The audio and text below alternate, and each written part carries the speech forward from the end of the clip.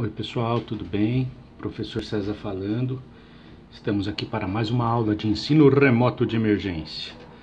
Bom, gente, então a ideia aqui é fazer vídeos rápidos para cada parâmetro que a gente vai utilizar na validação de métodos analíticos, ok? Então, o primeiro parâmetro é a linearidade. Então, vamos para uma breve definição, né? O que é linearidade? Linearidade corresponde à capacidade do método em fornecer resultados diretamente proporcionais à concentração da substância analisada, dentro de uma determinada faixa de aplicação, né? Então, é a capacidade de obter respostas analíticas diretamente proporcionais à concentração de ionalito em uma amostra, né? Então, vamos pensar isso aqui agora na folhinha, né? Ah lá. Quando você pega uma amostra, quando você recebe uma amostra no laboratório, por exemplo, para trabalhar com UV-Vis, né, para fazer uma análise dela no UV-Vis, primeiramente você passa padrões, não é isso?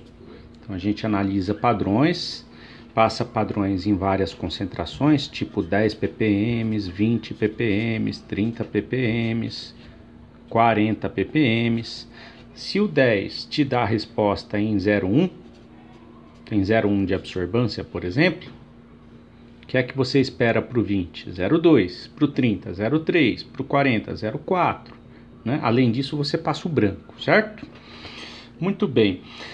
Acontece que quando você tem o alinhamento perfeito desses pontos, você tem a linearidade perfeita, né? Só que nem sempre isso acontece, né? Então, às vezes o ponto está aqui, o segundo ponto está aqui, o terceiro está aqui, o quarto está aqui, não é isso? Então, essa linearidade não é perfeita lá, muitas vezes. Então, qual que é o parâmetro matemático que nós vimos que busca analisar essa linearidade, né? Nós já vimos isso bastante, né? Como é que a gente mensura o quão alinhados estão esses pontos, né? E como é que a gente mensura e como é que a gente determina isso na validação? Então é isso que a gente vai fazer agora. Vocês já sabem a resposta, né? Já discutimos isso tanto. Então, como mensurar a linearidade na validação? Por meio do coeficiente de correlação R, né, de Pearson. E a gente acaba usando o R quadrado do Excel, que dá praticamente na mesma, né? A Anvisa recomenda um coeficiente de correlação igual a 0,99 e o Inmetro um valor acima de 0,90. Tudo isso aqui é meio questionável, né? Porque tudo depende do tipo de produto que você está fazendo análise, né? Então, eu nunca vi em nenhum lugar assim, nenhuma norma 0,90. Ele recomenda 0,90, mas normalmente o bom senso dentro da indústria recomenda ali uma curva de um R quadrado de 0,97, 0,98, né? A Anvisa recomenda 0,99, ok? Só lembrando, né, como nós já vimos anteriormente, nós já vimos isso muito, esse parâmetro R permite uma estimativa da qualidade da curva obtida, pois quanto mais próximo de 1, mais linear e, portanto, mais alinhados são os meus pontos na curva de calibração. Assim, mais forte é a minha correlação entre o sinal analítico e a concentração, né? Tudo bem? Então, quando eu tenho esses pontos desalinhados, o meu R quadrado ele fica bem diferente de 1. Quando eu tenho esses pontos perfeitamente alinhados numa reta, né, eu tenho o R quadrado de 1.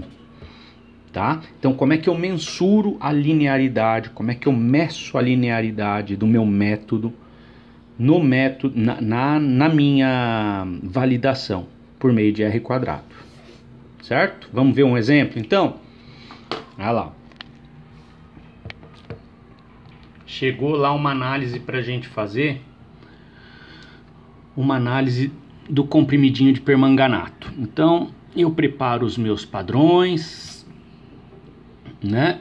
Passo eles no meu equipamento, vai me gerar absorbância. Aqui eu vou apertar o turbo, né? Porque nós já trabalhamos tanto sobre isso, com essas coisas, que não vale a pena a gente ficar detalhando tudo, né?